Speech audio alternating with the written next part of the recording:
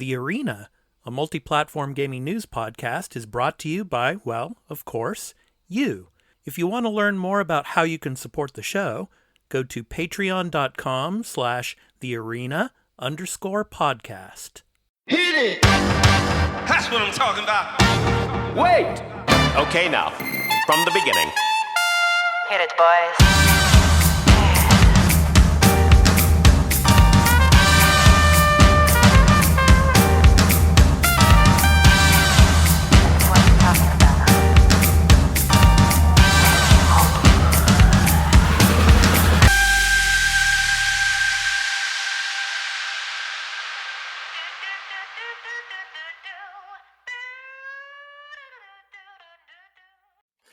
Hello, everyone, and welcome into The Arena, a multi-platform gaming news podcast. This is episode 67. I'm your host, Expat, along with my co-host, Burly of BurlyMenGaming on Twitch. Burly, how you doing, man? Doing good. The spiritual opium's slowly kicking in. Not as fast as it used to be. I wonder if it's just because I've taken so much over the time. I mean, the right amount. Yeah. How are you? I'm doing good. Man. It's, of course, for all of you listeners and viewers, it's our last episode of the year. So, and our other co-host, Turn-Based Carl, he's off because of family duty. So he'll be back with us in our first episode in January. So looking forward to seeing him again, wishing him a happy holiday season. So, yeah, I'm doing good, man. It's getting colder out here in Japan. So, the colder weather is starting to set in for a lot of people, acting like they're freezing, and stuff. And I'm kind of like, ha, ha, ha, and stuff at them. So, yeah. But what's that, like -3 out there? Tonight's forecast is -4. So out here. So. Oh, but not too so bad. cold. So cold out there. Especially for you Canadians. I mean, it's like spring weather, right? It's Speedo weather. For us. Yeah. Okay, so in tonight's episode, of course, our topic of the show is going to be about... What do you think, Burly? What are we going to be talking about? 2021?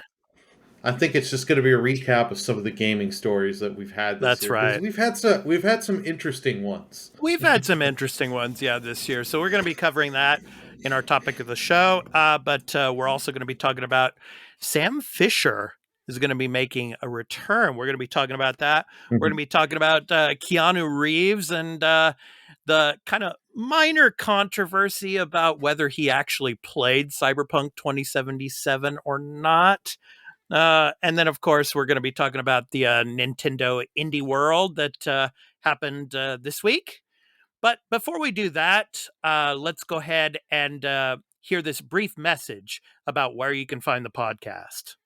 Before the crew discuss what they have been playing, this episode of The Arena, a multi-platform gaming news podcast, and the post-show will be going to Patreon in early access for one day after recording. So if you would like to support the show and become a patron at the entry tier 1 level at $1 per month, and get early access to every episode and post-show, as well as listen ad-free, please visit patreon.com/thearena_podcast for further details. Weekly on Sundays, the podcast will be uploaded to all free podcast services. Weekly on Wednesdays for the post-show, where you can find us on any podcast app for iOS or Android, Spotify, Amazon Music, and on Expat's YouTube channels, Expat YouTube Gaming and The Arena Citadel. Just download your favorite podcast app or open Spotify and search for The Arena, a multi-platform gaming news podcast. Subscribe, follow us, post a review, and leave us questions, comments, and feedback if you like, if that feature is available there, and spread the word about the podcast. We also have a Discord called The Arena Podcast, where you can join and chat with the Arena Podcast community, and the podcast website is at thearenapodcast.podbean.com, where you can follow us and leave questions and comments as well. Finally, you can also follow us on Twitter at The Arena, AMPGNP, as well as on Instagram at The Arena_podcast. Now, back to the show. Okay, Burly, let's get into what we've been playing this past week, playing or streaming. I want to talk first about, of course, I have my Assassin's Creed Odyssey hat on. this episode again because Burly, I'm a big fan of Assassin's Creed. That's my go-to series, my go-to games. They had a crossover story come out. Actually, Odyssey and Valhalla had some new DLC content come out this week, actually. Okay. And for all of you listeners and viewers out there, I highly recommend to play the Odyssey DLC first, because by playing that story, you're going to understand what Cassandra's doing as she is seen in the crossover story in Valhalla. So, I played both of those. And if you play the Odyssey one first, which I recommend, there's a very cool cutscene at the end. So check that out. So after the credits. So please watch that. Anyway, I want to talk more about the Valhalla crossover between Cassandra, who is the legacy character in the Odyssey game, and Eivor, of course, which you could play as a male Eivor or a female Eivor. Of course, I played the female Eivor, so it was really interesting to see how they would mesh together in this DLC content. So the story itself, it's about the size of a regional part of the Assassin's Creed Valhalla game. So you can probably get through this content within about a 2-hour time frame. Okay. And to start, you go to this new Isle of Skye. So it's a completely new region of the game. And you start at power level 55. So if you finish Valhalla, this shouldn't be, a challenge at all, really. Okay. I mean, I was at power 300 going into it, so you're a little over. yeah, a little over. And it's pretty cool. You can find cool stuff. You can find legendary items. For example, you can actually find the Spear of Leonidas, which was, of course, one of the major weapons in Assassin's Creed Odyssey in this Valhalla story package. So, it's very fun. And Cassandra and Eivor, they mesh pretty well as the story goes along. It's really cool. I'm not going to give any spoilers or anything, but there are some puzzles in the story DLC that you have to work together to solve. It's really fun. So, but like I said, do the if you have Assassin's Creed Odyssey, play that DLC with Cassandra first, and then you'll understand more of what's going on at the beginning of this DLC in Valhalla. So Assassin's Creed crossover stories. So I highly recommend it. And of course, also I've been playing more Halo Infinite, and I played a little bit of the Gunk as well, which is on Game Pass now. I just started it. I played about 30 to 45 minutes of it so far. It's very pretty. You go onto this planet and you start cleaning up gunk, which is infecting the botanical, biological contents of the planet. So basically, by cleaning up this gunk, you're freeing up the botanical life within the planet. It makes the planet much more beautiful. The gameplay is fun. The visuals are very beautiful once you clean up the gunk, so to speak. So I'm enjoying that. So that's it for me. What have you been playing, Burly? I play video games. I've been Really, I'm shocked. I finished up Monkey Hero on stream a few days ago, and then I just started streaming Spyro 3 Reignited. Oh, Spyro 3. So it was fun to it's fun to go back to that. But on my own time, I've been meaning to go back to Halo Infinite. Haven't. I've been working on Judgment. Oh, slowly unraveling more and more. Yeah, trying to solve that case about that mole. Yeah, the mole, and then things get more serious and serious as the game goes along. Yeah, for to give you kind of a rough estimate of where I'm at. Your fellow former co-worker is dead.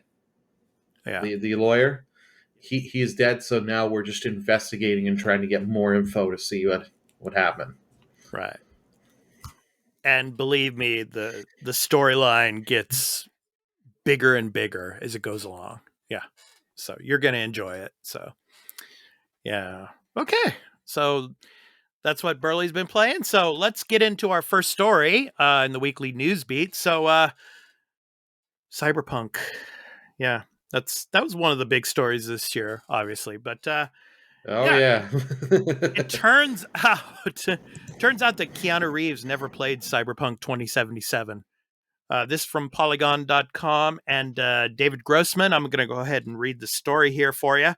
So, new interview with the Matrix Resurrection star Keanu Reeves and Carrie-Anne Moss, conducted by Polygon's sister site, The Verge, has been ricocheting around the internet for a variety of reasons. One is Reeves' laughing skepticism about NFTs and how easy it is to reproduce their images.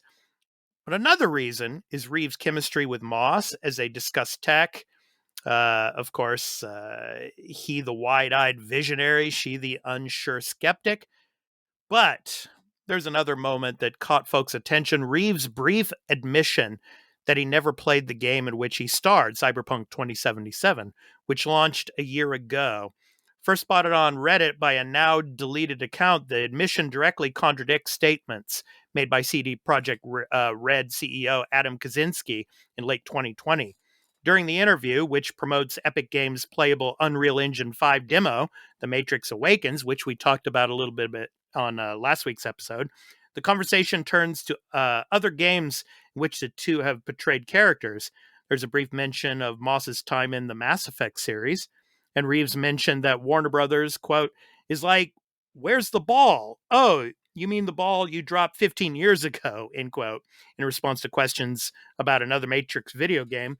But when asked if he plays video games himself, he offers a quick, direct, one-word answer, quote, no, end quote. So when asked in the follow-up, even Cyberpunk, he responds, quote, no, I've seen demonstrations, but I never played, end quote. Now, compare that with what Kaczynski told investors in CD Projekt Red's third quarter earnings call. Translated by Seeking Alpha, a question from an unknown source emerges late in the call. Has Keanu played the game? Kaczynski says, quote, yes, he played the game, but as far as I know, he hasn't finished it yet. So, but definitely he played the game and he loves it, end quote. Polygon has reached out to CD Projekt Red for comment. So, Burly, what do you think? I mean, there's probably a lot of, actors and actresses that don't play video games, but they star in, they have roles in video games. But I mean, for, CD Projekt Red and Kaczynski to kind of lie about the fact that Keanu Reeves has actually played this game, I mean, it just puts another kind of sour note on the kind of the bad year that CD Projekt Red has had. What do you think of this? Yeah, this isn't too surprising that he hasn't played it. He's also probably also heard, this game that you're in is a buggy mess, and he's like, I don't fucking want to touch it. I don't want to put my time into this shit. Uh-huh. He's probably a little embarrassed because part of this does look on him, but like CD Projekt Red, them lying to their investors on this shit, this just proves how badly they mismanaged this, and then trying to, cover everything up. And they actually, I don't know if you saw, like a couple days ago, came out, the investors won the lawsuit against them, right? For about I think it's like 1.85 million. Which is nothing, but at least they did win and get some money out of CD Projekt Red, and because they got them out on their shit. But it's like, this does not make me want to trust CD Projekt Red ever again. Right. With everything else and all the bad mishandling, the horrible communication. If you trust CD Projekt Red again, you're an idiot, because they've shown they'll lie to you. They've shown they've lied to investors. And they are going to just keep you on the hook for as long as they can to get the money out of you. In this kind of case, the only reason I would really trust them is if The Witcher 4 comes out, then you got a you got a guy like Henry Cavill, who's a big gamer himself, and he's played the Witcher games. You know, I would trust if he says I've played the game. I would trust that. You know. So, yeah. Oh, but only in that trust instance, yeah. I trust Henry Cavill, but I wouldn't trust CD Projekt Red. Right. Well, yeah. So anyway, I mean, just another bad look. You know, just another oh shit, we got caught. You know. Well, this is like, I know we're going to go more in depth of this later on, but this was a growing trend with 2021. We saw some of these companies and studios for what they are. So now your eyes are open.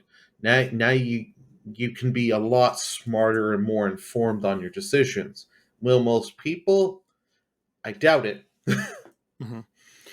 You know, and what's really interesting too is like a couple of years ago when Keanu Reeves went on stage at the Xbox E3 conference to promote this game, you know, he did a hell of an acting job, that's for sure. Selling it. Oh yeah. You know, so it's interesting how you can get people to promote something but they've never even touched it or actually played it before. Well, you pay someone a huge chunk of cash. I don't know what it is. Yeah, he got paid for it.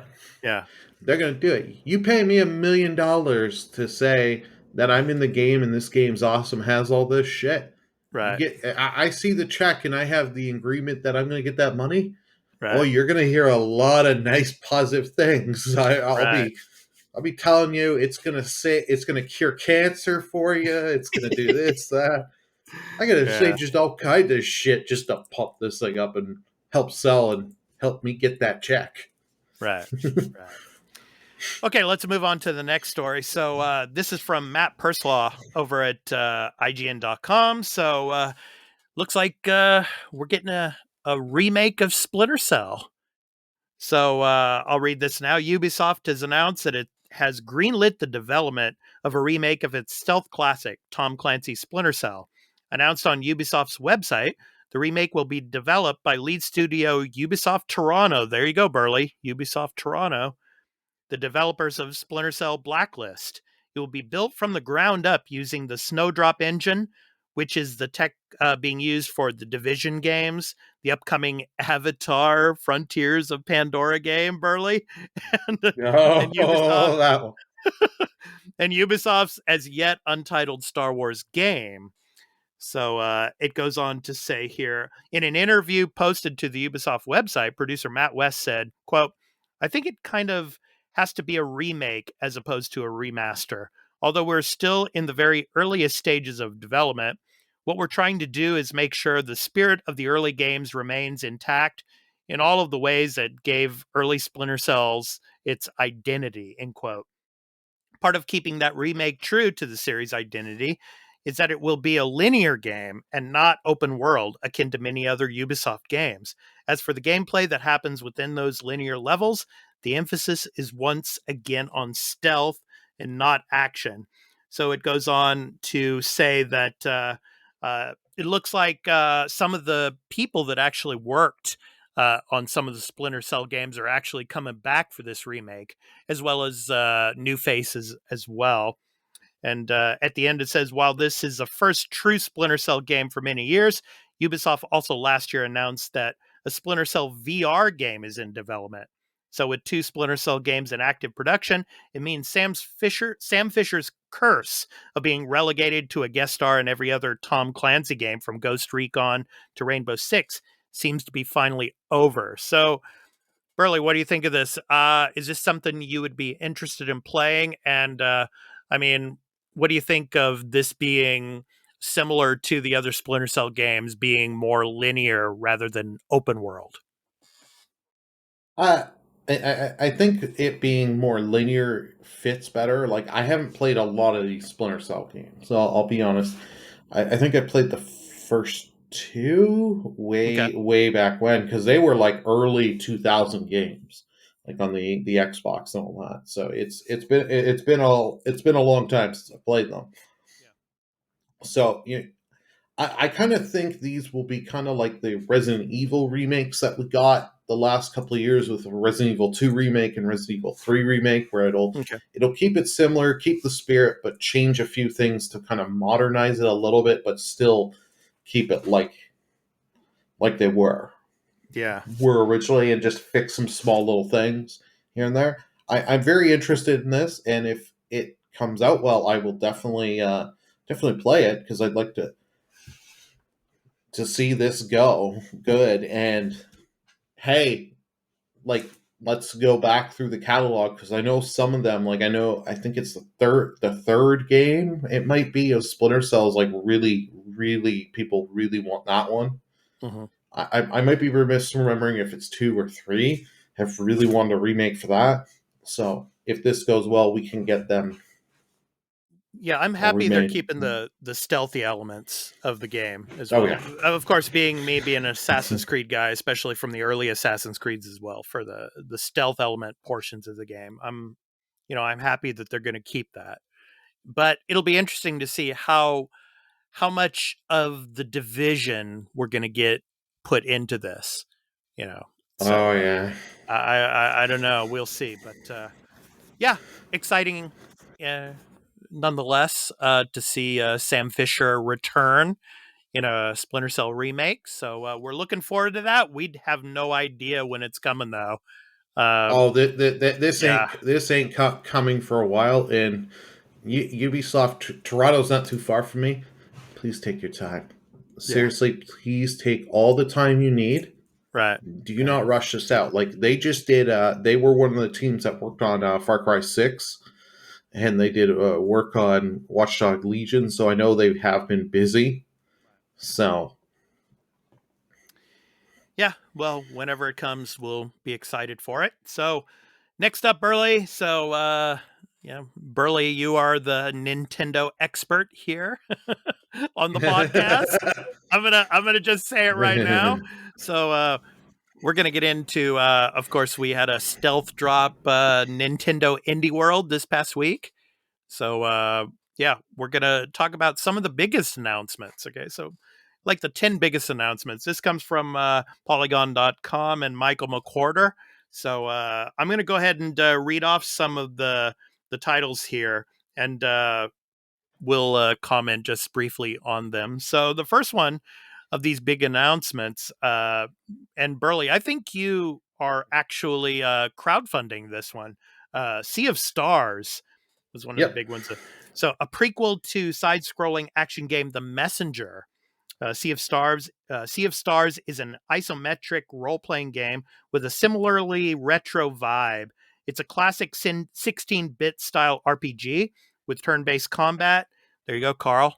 Turn-based, our other co-host, Turn-Based Carl. Yeah, he loves turn-based games. So turn-based combat, and features music by composer Mitsuda Yasunori from Chrono Trigger, Chrono Cross, and Xenoblade Chronicles 2. Sea of Stars is coming to Nintendo Switch holiday 2022, so release window there. So it's also coming to PC next year as well. Burly? Yeah, I was going to say, I did kickstart this game. I am a Kickstart backer, and in the one for a little thing for anyone, when you get to the graveyard section of the game, there's going to be a lot of graveyards, a lot of gravestones, but there's going to be one. Here lies BurlyMenGaming. Let me guess, Burly, your name's on one of them. Yes, one of the tombstones. Yeah, I was going to say, here lies BurlyMenGaming. Okay.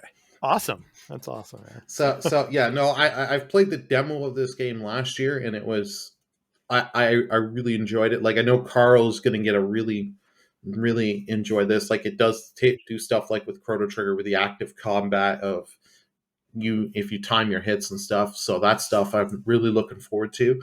And people were mad because when they initially did this Kickstarter, they weren't sure if it was going to be able to get on Switch. Mm-hmm. Because this is a small studio in Montreal, Sabotage Studio. They did do The Messenger, and that came to Switch, but people weren't sure, and they weren't sure themselves if they were going to get this game on the Switch. So it's glad to see. They're saying holiday 2022. Like they prompt for us backers, they were thinking around March we'll get it 2022. But hey, like I said, COVID is the perfect excuse. You take all the time you need. Yeah. Just get me the game right. If I got to wait till the holiday to play this, I don't. I'm all good. Okay. Next up, Omori. So, Amakat's emotional and spooky role-playing game Omori, which has drawn comparisons to Earthbound and Yume Nikki, was released on PC last year. It's now coming to the Nintendo Switch in spring of 2022. Burly, what'd you think of this one? Yeah. Kind of like I like the art style. Yeah, I really did like the art style with the hand-drawn. Whether or not this is something I will actually sit and play, I don't think I would sit and play this. This would, in all honesty, this is one of those games where if it was on Game Pass, I would sit and just download it and play it for an hour and see how it goes. Right. But I love the art style. Yeah, so do I. Next up, Chicory, A Colorful Tale. So Team Chicory's cute, colorful adventure of existential crisis, already available on PC and PlayStation platforms, makes its way to Nintendo Switch today. So it's actually one of the only games actually from this presentation that was released on the same day. Everything else is pretty much 2022. So starring a magic paintbrush wielding pup, Chicory, A Colorful Tale is one of the year's best, as noted in Polygon's Games of the Year list. So it's a rare to play, a game where the central verb painting is also the emotional crux around which its themes and world revolve. So that's from Polygon. So I don't know. What do you think of this one, Burly? Chicory.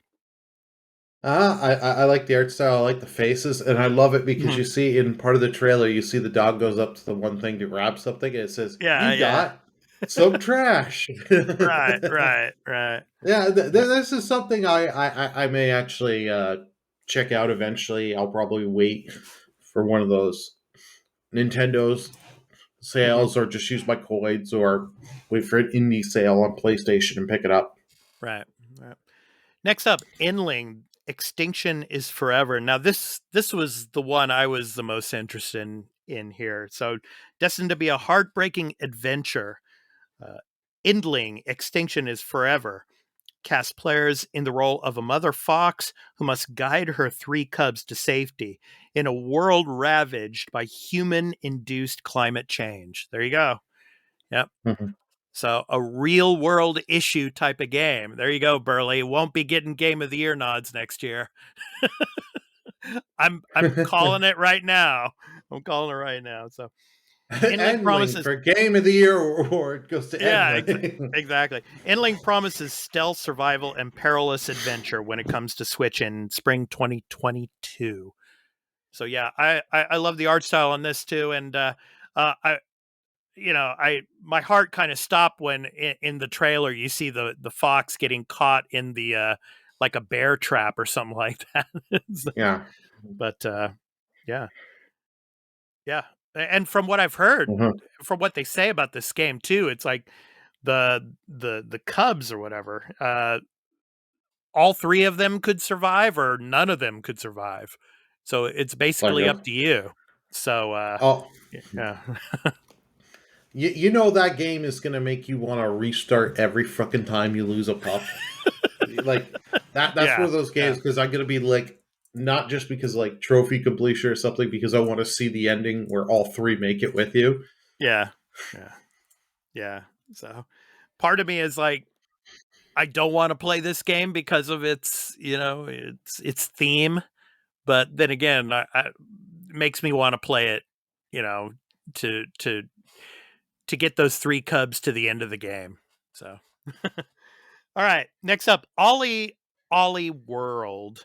Developer Roll7 gave fans a new look at and a release date for Ollie World, the ambitious and delightfully weird new side-scrolling skateboarding adventure. Ollie World comes to Nintendo Switch on February 8th, 2022. What do you think of this one, Burly? More skating. I'm not too huge into it, but that you can create it and do different styles and create stuff in there and your levels and all that and share. Yeah. Cool. Yeah. Like not my type of game, but I know tons of people that will enjoy and love that. Right. Next up, Figment 2 Creed Valley. Bedtime Games is isometric musical action adventure. Figment 2 Creed Valley debuts in February 2022, but players can explore its world set in the human mind thanks to a free demo in the Switch eShop now available. So Figment 2 Creed Valley will feature solo and co-op play. So yeah, here's a game we could play together, Burly. Yeah, what do you think of this one? Yeah.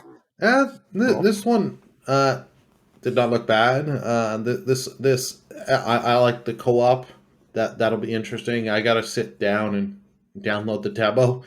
Hopefully, it's worldwide co-op and not like some of the other games where they tell you co-op and then it's region only co-op. Right. Yeah. So yeah. Next up, Alicia, the Oblivion of Twin Goddesses. So twin sisters Aisha and Alicia must work together by exchanging clues and operating devices in a journey deep into a temple in puzzle adventure game Alicia, the Oblivion of Twin Goddesses. Developer Underscore promises an emotional story with multiple endings when Alicia launches on Nintendo Switch as a console exclusive in spring 2022. So what about this one, Burly? Alicia. I really do like the art style on this, and this is something I actually probably will eventually pick up. I could see myself actually picking up this one. Okay. Next up, and this one kind of reminded me of like Murder on the Orient Express, like in game form, Locomotive. Locomotive is a murder mystery point and click comedy adventure set on a train called the Royce Express. Players must investigate the suspicious death of Lady Unterwald in an attempt to clear their name because they're the primary suspects. Published by Chucklefish, Locomotive comes to Switch next summer. So what'd you think of this one? This looks interesting, but realistically, I will not pick this up. This would be a game I will watch people stream and play. Okay, yeah. But like, well, if you're I do get what you're saying. Like, this is Murder on the Orient Express. Just yeah. If you're into murder mysteries, then maybe this will be for you. Definitely. So, next up, Dungeon Munchies, the cooking-based 2D side-scrolling action platformer. Dungeon Munchies, already available on Steam in early access, is coming to Nintendo Switch today. So yeah, this is one of the ones that you could actually get right at the end of the presentation there. So it's out now on the Switch. So what do you think of this one, Burly? Munchies, Dungeon Munchies. Munchies. Oh, the two things that we know we needed to combine together. Dungeons and Munchies, man. Yeah. The art, I do like the art style. Mm-hmm.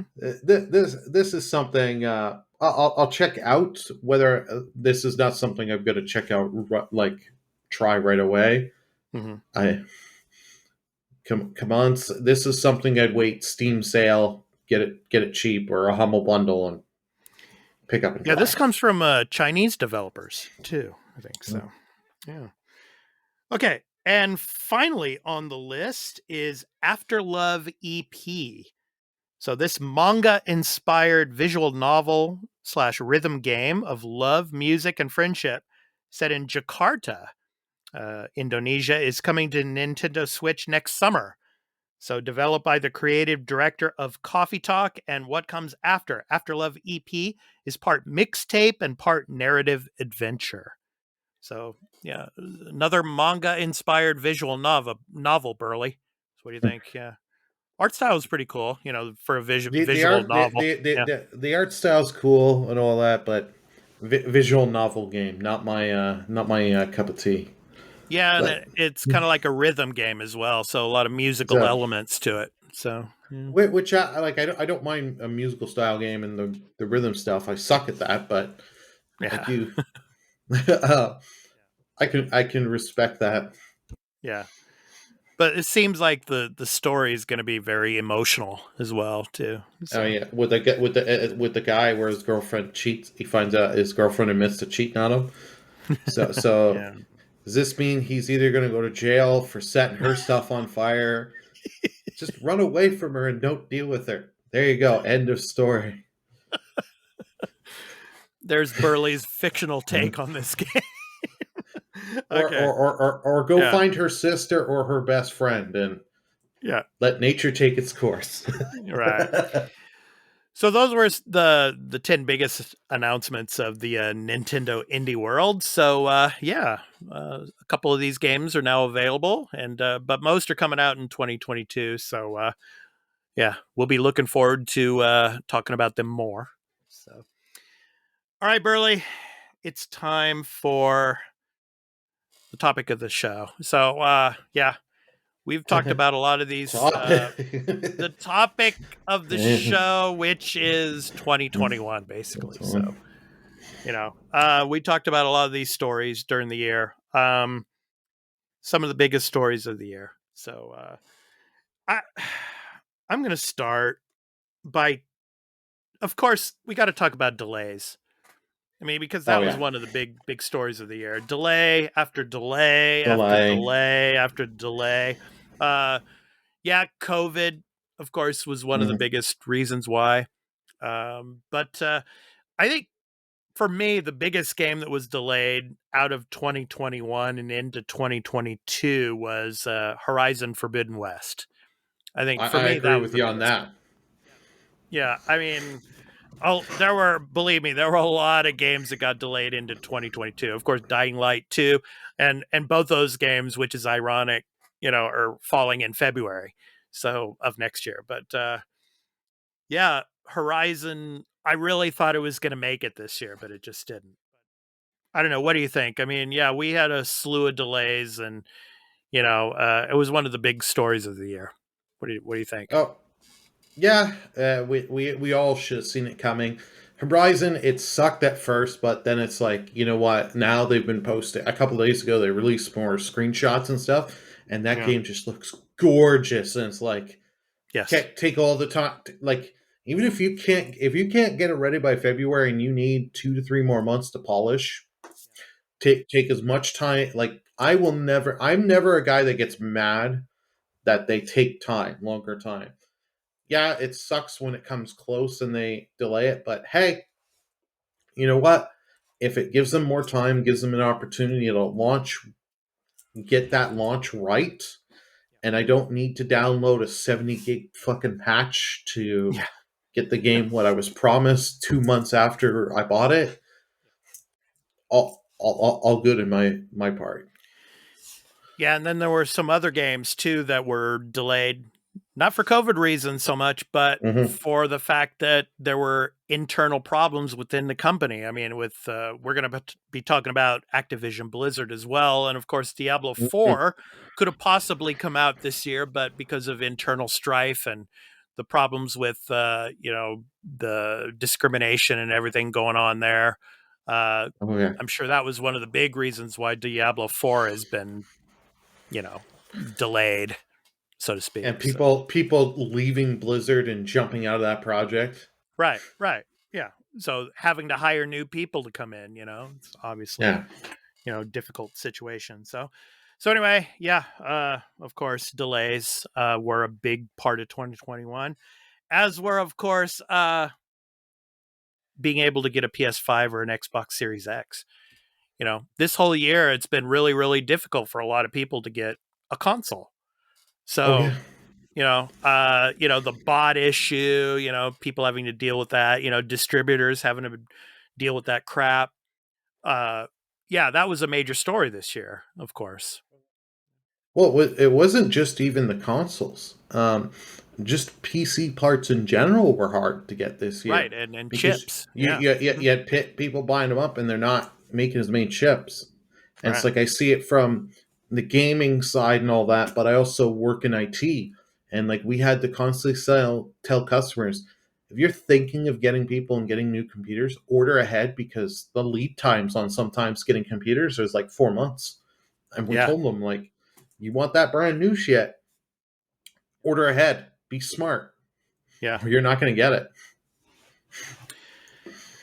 Another big story this year, Burly. Of course, obviously, we kind of thought that this wouldn't really pan out, but excuse me, Google Stadia first party development ended. Of course, Google when they announced clap too. Yeah, I'm surprised that lasts this long. To be honest, that's what I should be saying. Yeah, I mean, Google really, pumped this and promoted, the Stadia thing up, and everybody thought when they first started talking about this, first party development would be huge for Google, but they just it didn't pan out. They had a couple of projects going, but they just scrapped them, and now it's just Google Stadia still exists, but not first party development. So that was a big story. And another big story, Burly, Netflix going into gaming. It's not too big of, like AAA type of games going into Netflix at the moment yet, but the fact that Netflix has gotten into gaming, that was a big story this year too. So but what was your biggest story of this year, you think? My biggest story, and this one, you're going to get a little laugh and chuckle as soon as I say this, because this is going to bring back a little memory for you. Mm-hmm. Valve announcing the Steam Deck. Okay, yeah. That's true. For those that don't know, because when they announced it, it literally came like 2 hours after you had given me the document of, okay, here's what we're going to do for the show. And I had to send you a quick DM. I'm like, I know you're either asleep or at work, but Valve announced this. We kind of have to talk about this. And you're like, oh, God, breaking news. We have to. Oh, I got to shift shit around. Yeah, and we actually did a video on it. It's on our YouTube channel, Expat YouTube Gaming. So, yeah, we did. We did that quick video because you're like, okay, we need to do video on this, and then we'll talk more when we get more details on the show. And that was just a cool thing, and just them coming out with all that info, and then they're like, yeah, you can do what you want, and you can grab and do Game Pass on this. Like, and Epic has even said, oh yeah, we'll let you put Epic on here, because they're not stupid. They're like, yeah, you want to buy our games and give us money? Put Epic Game Store on the deck. And this is just going to be, the Steam Deck is either going to be huge, or this is going to be a giant failure. Like, Steam machines didn't take off, but this thing of being portable and having your Steam library, who wouldn't want something like that? Yeah, I mean, up until this point, it's been basically, a 3-company race when it comes to consoles. With Nintendo, with Sony, with Microsoft. Now with Valve getting into the mix with the Steam Deck, that's going to be interesting to see, how this, company kind of war goes, and if Valve can actually compete with the 3 major consoles, with gaming, it'll be interesting to see for sure. So, another big story this year, Burly, was, of course, the ongoing console war between Xbox and PlayStation. In a sense, it's not so much of a console war now, but we did have a little bit of that this year with a game that came to Game Pass, which used to be a PlayStation exclusive, the MLB The Show 21, which was a really interesting story when it broke, because, that forever since its inception, I mean, MLB The Show was a console exclusive to PlayStation. And then Major League Baseball just basically said, nope, we want it on, we want it multi-platform now, and it came to Game Pass day one. I mean, Microsoft is like, okay, we'll put it on Game Pass. That was a big deal. Oh yeah, no, that was huge. And like, I know those games had sold well from memories past. Like, I remember them, even the back with the PSP and the Vita, those things selling well. Like, they were doing commercials all the time for those and internet ads. So them to get that, but hey, they got it on Game Pass early, so they got that good little check from Microsoft. I'm sure Microsoft has no problem writing them that check. They're like, okay. And we just made, as soon as we give you this check here, we just made that money back. So here you go. Yeah.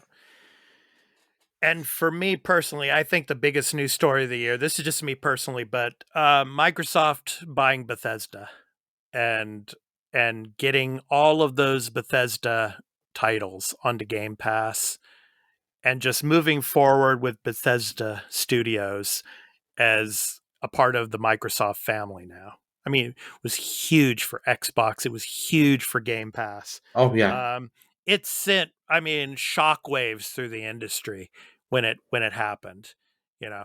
And for the rest of the year, even to this day, you know, you have all these media outlets still saying, who's Microsoft going to buy next? You know, this was huge.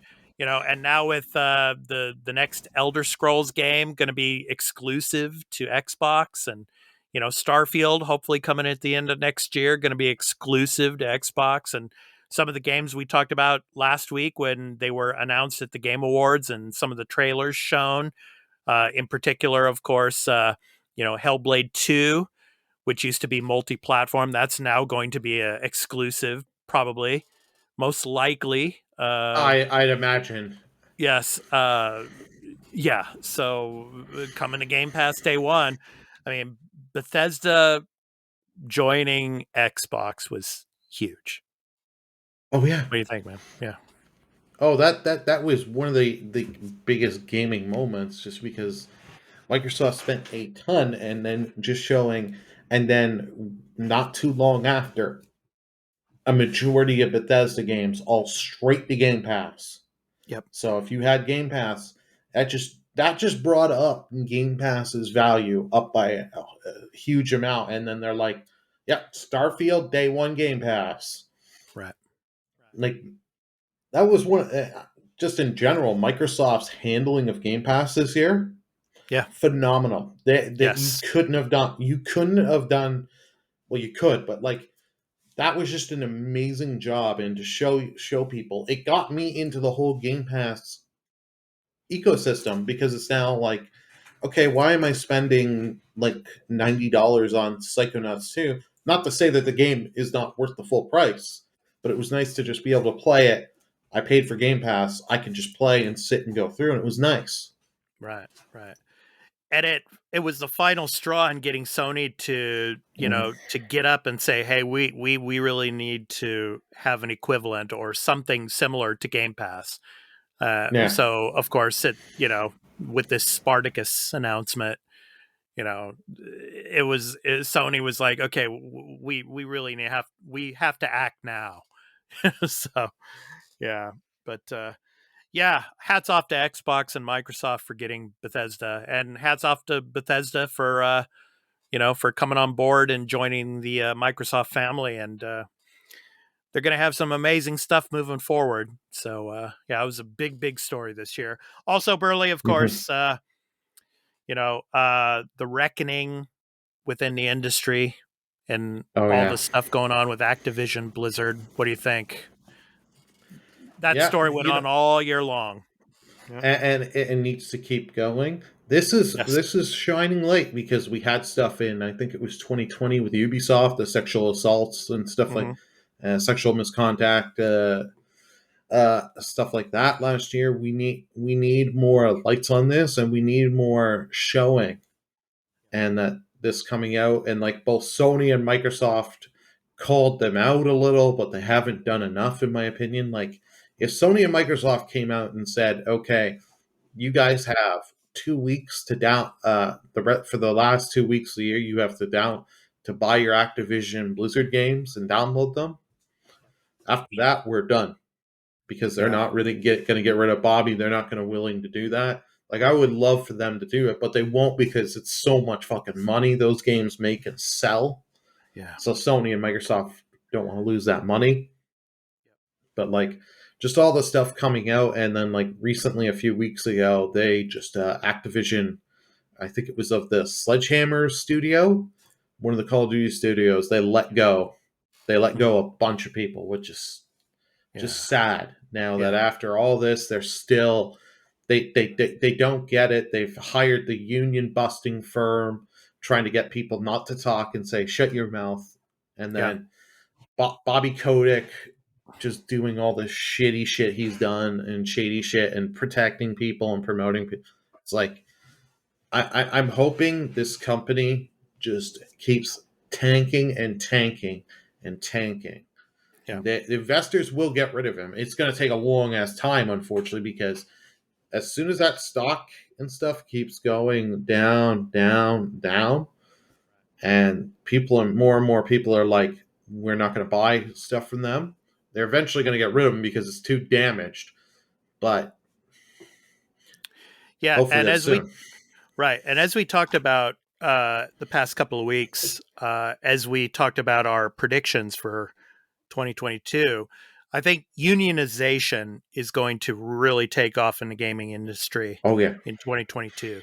I think because of this is a catalyst for the resurgence of unionization. I think we're going to see a lot more of it in 2022 because of that. And one last thing I want to add about 2021, of course, It Takes Two winning Game of the Year at the Game Awards. Of course, I think that was a good pick. It was a solid pick, but I think this year pretty much belonged to Halo. I mean, when it came to the news cycle about Halo and is it really going to come out and how it's going to pan out, and so far, Halo Infinite has been really good, and it's met some of the expectations. Graphically, as well as for the multiplayer elements of the game. So I think, the development of Halo and, the speculation of was it going to meet that date, at the end of the year, which came true. It came out in November. Mm-hmm. So, I think when it came to the gaming sphere, I think, probably Halo dominated a lot of the news cycle this year. What do you think, Burly? Yeah, I think you're correct. I want to go back to It Takes Two. It Takes Two, I am so glad that won Game of the Year, just for a smaller kind of game to win up, go against some of the big giant games this year and win. Like I picked it up last weekend. I picked up a PS4 copy. Great. To support it, and I do want to trade. Give me the friend's copy. Let's play. There you go. Yeah. Yeah, no, that who knows? We may see that in the near future. Everyone, that I'm really happy. But for Halo, they've done a really good job. I'm still a little salty on a few things that this game is launching. And it's missing features like the campaign it's fine co-op. And stuff like that, and certain online modes. Yeah, but like that, it's fine if you're a Game Pass subscriber. If you bought this game, I feel for you because you got, in my opinion, I don't think you got a lot of stuff on the back of the box. I forget who did the tweet, but there's some guy that did on the back of the box that was like doing little MS Paint circles and say, not included yet, not included yet, not included yet. It's like, because they're like, check out the Forge mode to do all this. It's like, that's not till mid 2022. This isn't going to be till early 2022. And it's like, yeah. So yeah, Burly, 2021 was a really interesting year. I mean, it was, a lot of people probably say it was a down year, generally when it comes to gaming. But there were some great games, though, I'd say. If you compare it to some other years, it'd probably be a down year. But I mean, with COVID and all, but still, it's some great games. It's a down year because of COVID and the lights that have been shined on the gaming industry. Right. And we didn't get as much as we did this year, but we got some brilliant stuff this year that, like, yes, we did. Kena Bridge of Spirits for Kena Bridge of Spirits is an amazing Spirits. Game. Like, I cannot recommend, if you have a PS4, you have a PS5, pick that game up. Like, that was a game I loved, and I cannot wait to go. Like, I want to go back to it when I have the time to sit and go get everything and just explore and have a lot of fun. Like, I really want to try the hard mode and see if I can get the platinum. Good luck. Good luck in that boss battle in hard mode. Oh yeah, and like Yeah. some of the other games this year, what they did, like one of my game of the year pick that I would have loved to win, Ratchet and Clank Rift Apart. Mhm. It was the best game I played this year. It did so much with the PS5. Like that was the PS5 game to have because it used that SSD well. It used the adaptive triggers for pretty much, I think it was like one gun. You didn't get the adaptive trigger, but it used everything of that PS5, of the PS5 controller and what the console can do. I really cannot wait. And if more and more companies do stuff like that, I cannot wait. Like I know Insomniac is going to do some amazing things with Spider-Man 2 and Wolverine. Yeah. And for me, of course, when it comes to single-player story element-driven games, I mean, my game of the year obviously was Lost Judgment. Of course, it was an amazing game, and a lot of people looked over it, but I mean, yeah, the human elements of that story and real-world situations in that game, particularly from, a different cultural perspective, coming from the Japanese side of things, it was an amazing game. And, for a person like me, having lived out here in Japan for 25 years, it struck very close to me. So, yeah, I mean, it just proves that single player story driven element driven games are far from being dead. So it was an amazing game. So yeah.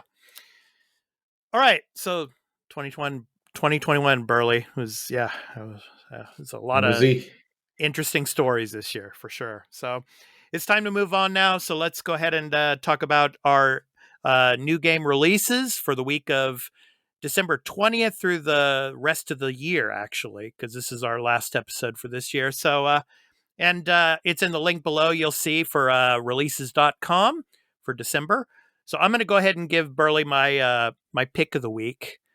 So my pick of the week is Lacuna. It's already out on PC, actually. It came out on May 20th in the US and the UK on PC. But it comes to PlayStation 4, PlayStation 5, Xbox One, and Xbox Series X pretty soon, actually, on the 21st of December. And then it comes to the Switch on the 28th. So let me go ahead and read the description for you. Lacuna subverts a classic story-driven adventure trope by nixing the tiresome point-and-click mechanic.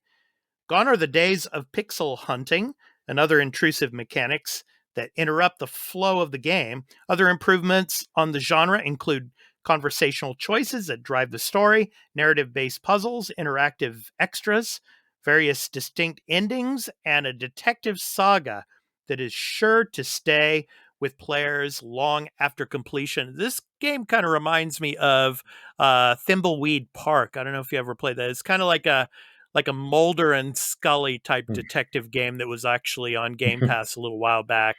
It's called Thimbleweed Park. I know the name. I never played it. Yeah. But anyway, Lacuna, that's my pick of the week. So, Burly, what about you? Yeah. Mine is a very easy name. It's Scarf, coming Thursday, December 23rd to PC. Scarf is a 3D adventure game where protagonist Hike must use his polymorphic scarf to explore a magical environment, solve mysterious puzzles, and overcome difficulty challenges. Hike's scarf morphs into different objects, which will help him progress the adventure. Hike was born in an unknown place, surrounded by other souls, and all of them will carve a path through the world, where the main goal is to meld with it and become part of nature. Interesting. And I like the art style, and from what some of these screenshots they show, like you can use your scarf as wings, as like a little claw to do stuff, and a paraglider. Like, this is something cool, and this is something I'll definitely try out. Cool. All right. So, of course, that comes from releases.com for December. So those are our picks of the week.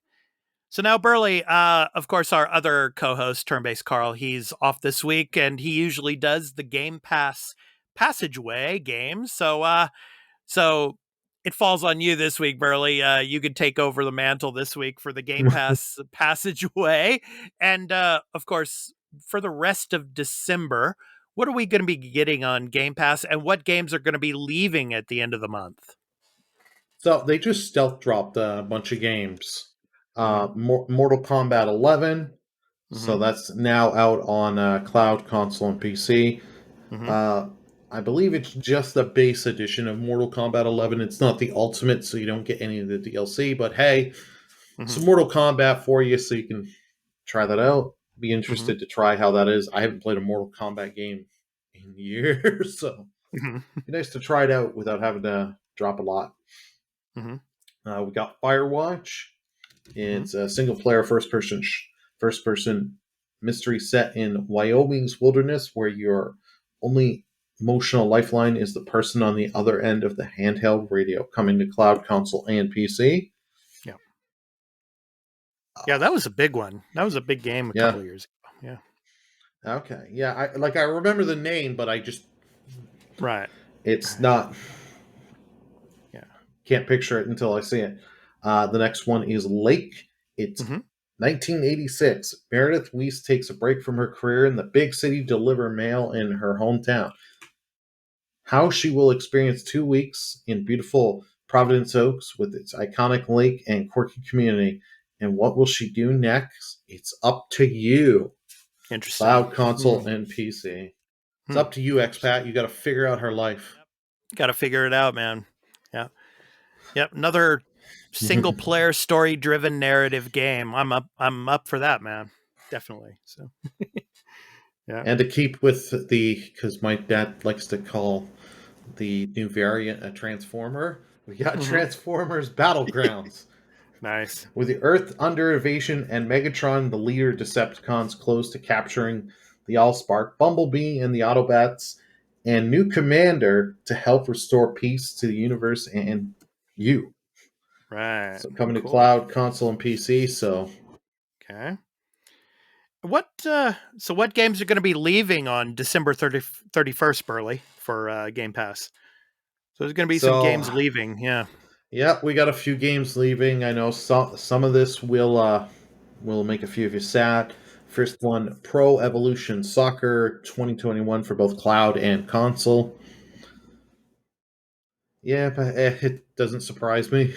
Yeah. Because they're going to want people to play, and the 22 version is being worked on to sell you soon with the same 7 faces. Or no, wait, this isn't EA. So 12 faces. Okay. All right. The Little Acre, okay, which was cloud and console. And for some of you Yakuza fans that have been binging the series, I hope you did Yakuza 0, because that's going away. Cloud, console, PC. Yada. And Yakuza Kiwami 1 and 2. For Yada. cloud, console. But like, I don't know anything about the Kiwami games. I know they're spin-offs, but I don't know how much of a... If they're getting rid of those, can we put the Judgment games on there? Yes, exactly. That's what I was going to say. Yeah. Well, the Kiwami games, obviously, focus on Kiryu, so especially in Osaka area. So Kiwami, yeah. But put Judgment on there, man. Hopefully we'll see it. Yeah, I mean, it's interesting. Just 0 and Kiwami 1 and 2 are leaving, but the other Yakuza games are going to be still on Game Pass. But yeah, well, they are not going to take off 7. A lot of people I know bought Game Pass to play 7. Yeah. Right? They're not going to give up 7, and I know, like, isn't it like 4, 5, and 6 were really highly rated? Yeah, I think no, so. were. Like they're going to keep that. 2 and 3, whether or not they'll get rid of those probably earlier in the next year, but yeah. So yeah, I mean, like you said, hopefully Judgment comes soon. We'll see. Hopefully, yeah. All right, so now it's time for some announcements. So Burly, we're going to be doing a new show pretty soon. coming January 3rd. Yeah, we got a morning show, everyone. Yeah. So all you listeners and viewers out there, The Arena, a multi-platform gaming news podcast morning show is coming to you on YouTube and Twitch. We'll put the links below. So it's going to be in January, on January 3rd from 7 a.m. Eastern Standard Time. And it'll run for about 30 minutes, and we're going to be talking about the biggest news story in the world of video games each and every weekday, Monday through Friday. So hope you can join us for that. We're going to be starting that on January 3rd, so right after the holidays. We're getting right back into it, Burly. So, Yep. so don't drink too much spiritual opium during the holiday season, okay? I'm fine. So- I won't drink any spiritual opium. I'll just drink high amounts of high grade alcohol with whiskey. There you go. There's a compromise. I got to switch from one thing, one thing to the other, right? and the other. And of course, our other co-host, Turn-Based Carl, he's got family duty at that time. But he'll probably be joining us in the chat during the episodes. So, and he might be able to join us for a few of these episodes here and there during the year. So we'll see. But he'll definitely be in the chat with us. So, and of course, our other shows on our Patreon at patreon.com/thearena_podcast. We've got Boba Fett. We're going to be doing episodes of Boba Fett and our new Star Wars show called Star Wars Republic.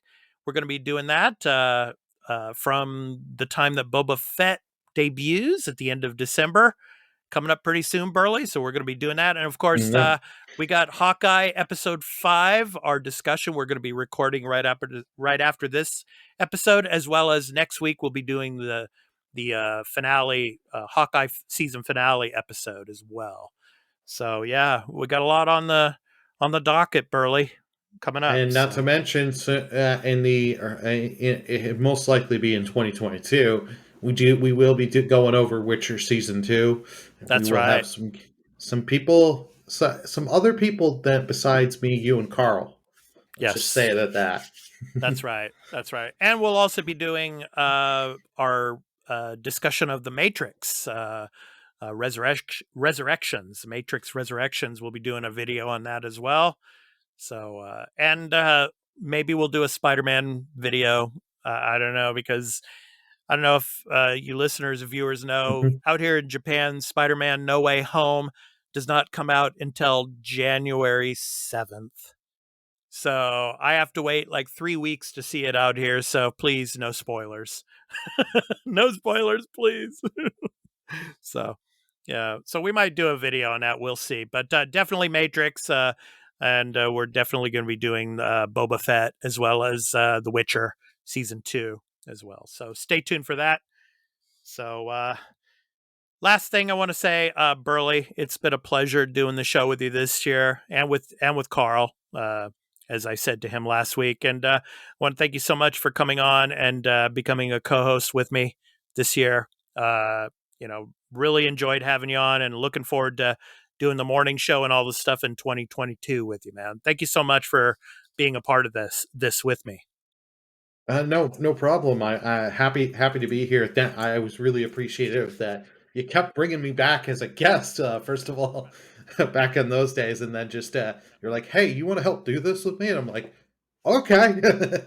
It's just been a great time. I love doing this each week, just coming up with the stuff, and then doing the show. Me, you, Carl, just shooting the shit and just having fun doing this. It's a blast. Yeah, and all the other shows too as well, man. So thank you so much. Oh yeah, really yeah. Appreciate it. Yep, and looking forward to 2022, man. So yeah, same. Yeah, I can't wait to see when we do stuff on Horizon. I know you're really gonna love doing Pokemon Arceus Legends. You're gonna play so much of that game and know it all. Yeah. And Kaito's Revenge, right? When the eventual Judgment 3 comes out, right? Judgment 3, or just give me a game, Kaito's Revenge. Give me a Kaito game. You would buy that Kaito game. Oh yeah, of course I would. Yeah. So, yeah. That, and so many big games coming next year as well, and all the other content we're doing. So I'm looking forward to it, man. And especially the morning show. That's going to be fun as well. So All right. So to end the show for our final episode of this year, our indie recording artist spotlight. So the year-end spotlight is on Ian Post, who's been on our show before, has had music on it. Ian Post has established himself as a highly sought-after composer in video and film scoring. An alumnus of the Berklee College of Music, his professional career has taken him throughout the world to collaborate with artists on an extensive range of projects. He recently left his London-based studio in order to partner with Artlist, with a focus on film soundtracks and exclusive production projects. From his Christmas album titled On the Eve of Tradition, and the song is called Silent Night. So this has been The Arena, a multi-platform gaming news podcast, episode 67. I've been your host, Expat, along with my co-host, Burly of BurlyMenGaming. We hope to catch... I'm sorry, Burly of BurlyMenGaming. It's all good, man. Yeah. So we hope to catch you next year. We want to, Burly and I want to wish you all a Merry Christmas to all, and to all a good night. So see you in January 2022, everybody. The first episode will be on January 8th. So take care, everyone. Peace out.